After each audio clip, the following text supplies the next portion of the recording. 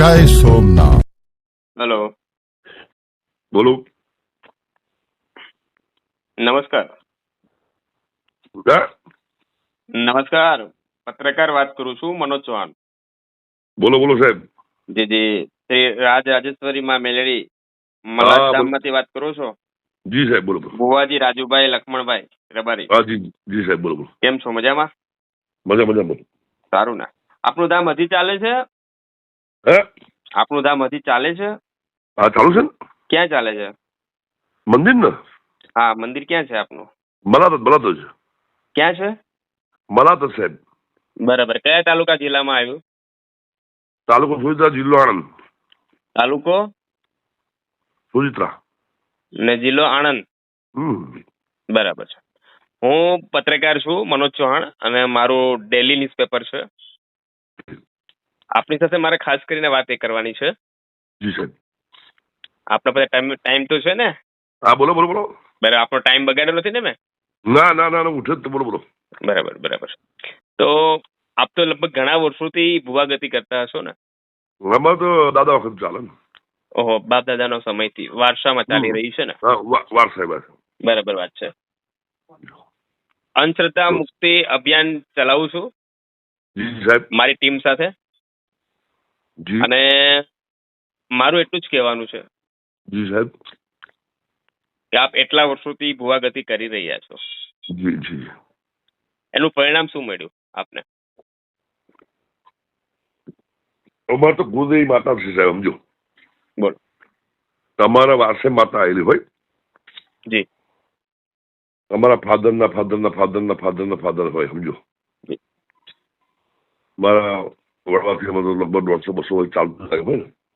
મેં શું કહું છું કે હમ. આપણું વડવાઓનું દેવ હોય, માતાજી હોય, હા હા એ આપણે ઘર સીમિત રાખવું જોઈએ, હા બરાબર ને? આપણા મંદિર સીમિત હોવું જોઈએ.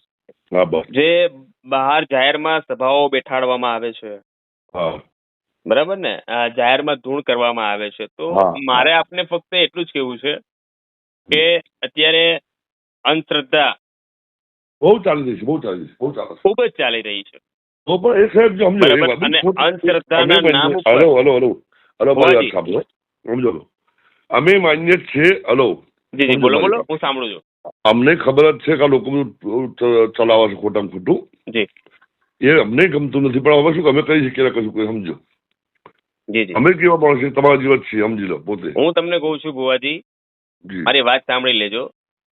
વિધાનસભા સત્રમાંથી એક પરિપત્ર પણ જાહેર થઈ ગયો છે 2 વર્ષ જી, પહેલા, જી. તમને યાદ ના હોય તો કહી દઉં. મને ખબર. ગુજરાત હાઈકોર્ટ અખિલ ભારતીય અંધશ્રદ્ધા નિર્મૂલન સમિતિ અને અન્ય એક અરજદાર એડવોકેટ હર્ષ રાવલે મારફતે જાહેર હિતની અરજી દાખલ કરવામાં આવી હતી. ત્યારબાદ ચીફ જજ સુનીતા અગ્રવાલ અને જજ પ્રણવ ત્રિવેદી સમક્ષ ચાલી રહી હતી આ, બરાબર, વિચારણા અને ચર્ચા કે ભાઈ આપણા ગુજરાતમાં સાચી વાત. અંધશ્રદ્ધા નિર્મૂલન કાયદો લાવવો જોઈએ. આનો હા, એ ડ્રાફ્ટ સાચી વાત. તૈયાર થયો છે, વાત સાંભળજો. અને આ વિધાનસભા સત્રમાં રજૂ પણ કરવામાં આવ્યો હતો અને પાસ પણ થઈ ગયો. અને આ પરિપત્ર મુજબ અંધશ્રદ્ધા આચરનાર, કરનાર, દુષ્પ્રેરણા આપનારને 6 માસની 7 વર્ષ સુધીની કેદની સજા આપવામાં આવે છે. 5,000 થી લઈને 50,000 સુધીનો દંડ ફટકારવામાં આવે છે. બરાબર. અને એમાં પણ બિન જામીન પાત્ર ગુનો ગણાય છે. સાહેબ અમને તમે એવું સમજાવો છો તો અમે શું કરી શકીએ કહો? મારે તો ફક્ત તમને એટલું જ કહેવાનું છે કે જાહેરમાં ધૂણ કરવાનું બંધ કરી દેજો. અરે આખી દુનિયા કરે છે, અમે એકલા નહીં કરતા સાહેબ, સમજો. અમે તો ખાલી અમારી જો પોતાની મારી વાત સાંભળો, મારી વાત સાંભળજો. સાહેબ 2 મિનિટ સોરી. હું અમારી તમારા એટલું નથી કહેતો જગ્યામાં વડીલ, હા મારે કોઈ જ્ઞાતિ જાતિથી કઈ લેવા દેવા નથી. હું એક ભારતીય છું, સાંભળજો. હા તો હું ભારતીય જ છું કે હું વાત સાંભળી લો સમજ. પેલા. હું પણ એક ભારતીય છું, મારો ધર્મ હિન્દુ છે, પણ અમે હિન્દુ જ છીએ ને. અંધશ્રદ્ધા મુક્તિ અભિયાન અંતર્ગત મારી ફરજ છે કે જે લોકો સારા અને પ્રતિષ્ઠિત લોકોને દાગ લાગે છે, તમારા જેવા સારા સજ્જન માણસો છે, હા સાહેબ બસ. અને તમારો લાભ બીજા લોકો ઉપાડે છે, અને અત્યારના જે ભુવા બન્યા છે એ ફક્ત ને ફક્ત રૂપિયા કમાવા માટે, રૂપિયાની લાલચે, બરાબર, પરિવારમાં વિવાદ કરાવી દેવો, માણસોની બલી લઈ લેવી, પશુઓની બલી લઈ લેવી. હલો. બોલો. અમારા રબારી સમાજમાં કોઈ પશુની બલી કોઈ એવું કશું આવતું નથી, સમજો પહેલી વાત. બરાબર. અમારો તો લાડવા જમણવાર માતાજીનો હોય. અમે દર મંગળવારે દર રવિવારે જતા આવતા જમાડીએ છીએ. દર મંગળવારે સંઘ જમાડીએ છીએ. દર અઠવાડિયે દર મહિને સમૂહ લગ્ન મેં કરીએ તમને છીએ. શું કહું છું અમારો એક નિયમ છે, સમજો. રાજુભાઈ ભુવાજી, મારી વાત સાંભળો. મારે કોઈ સમાજનો વિરોધ નથી. હજી હું તમને કહું છું, અને સારી પરંપરા પ્રથા છે આપના ત્યાં સમુદાયમાં. પ્રશ્ન શું છે કે જે લોકો અંધશ્રદ્ધાના નામ ઉપર, મારી વાત સાંભળી લ્યો, દોરા અને ધાગા બાંધે છે, એને બરાબર જે કઈ પણ થવાનું હોય બરાબર એની મહેનત ઉપર છે. સારું ખરાબ બધું એના મહેનત ઉપર છે. અત્યારની વાસ્તવિકતા એ છે. કોઈ કહેતું હોય કે મારી માતા મારી ભગવાન કેન્સરની બીમારી મટાડી દે, એ તો જો કોઈ મારી વાત સાંભળજો, મારી માતાજી વાત તો સાંભળો. અત્યારે કોઈ એમ ભુવા કહેતા હોય બરાબર કે ભાઈ આને એક્સિડન્ટ થઈ ગયું છે, સિરિયસ છે અને જીવતો થઈ જતો હોય, તો મને એવા એવિડન્સ, એવા સબૂત પુરાવા બતાવો. તો હું તમને ફોન કરીશ કે ભાઈ અત્યારે આ એક્સિડન્ટ થઈ ગયું, સિરિયસ છે અને તાત્કાલિક જીવતો કરો, અથવા આ બીજા ત્રીજા સ્ટેપ પર છે કેન્સરની બીમારીમાં, આને તાત્કાલિક બરાબર આને સાજો કરી દો સંપૂર્ણ રીતે અને રિપોર્ટ નોર્મલ આવે.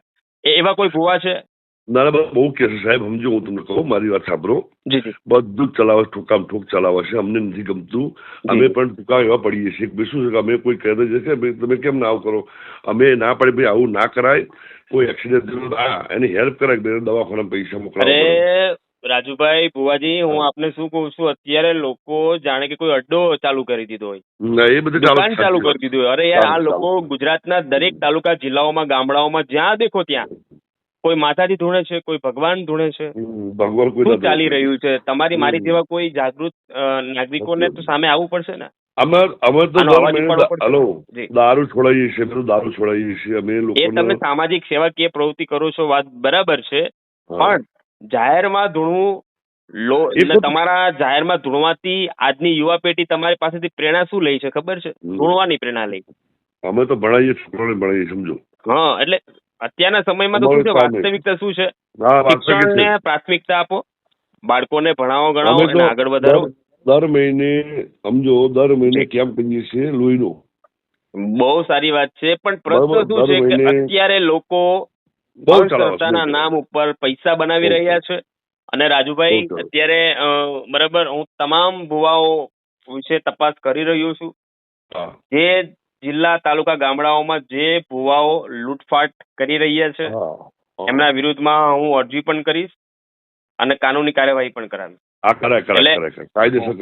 હું આપનું એટલું જ કહું છું રાજુભાઈ, સાચી વાત છે. આપ સાચા અને સજ્જન માણસ છો.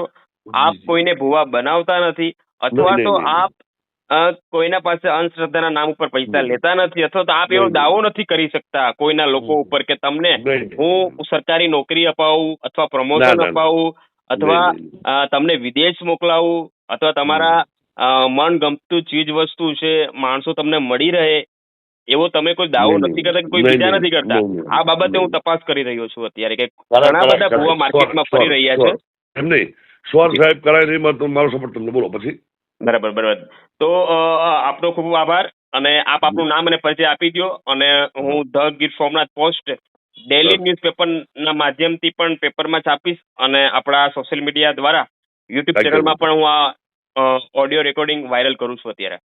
પરિચય આપી દો. મારો સપોર્ટ ફૂલ રહેશે. આપનું નામ અને પરિચય આપી દો. જો રાજુભાઈ લક્ષ્મણભાઈ રબારી. જી બરાબર. જી, ધન્યવાદ. જી.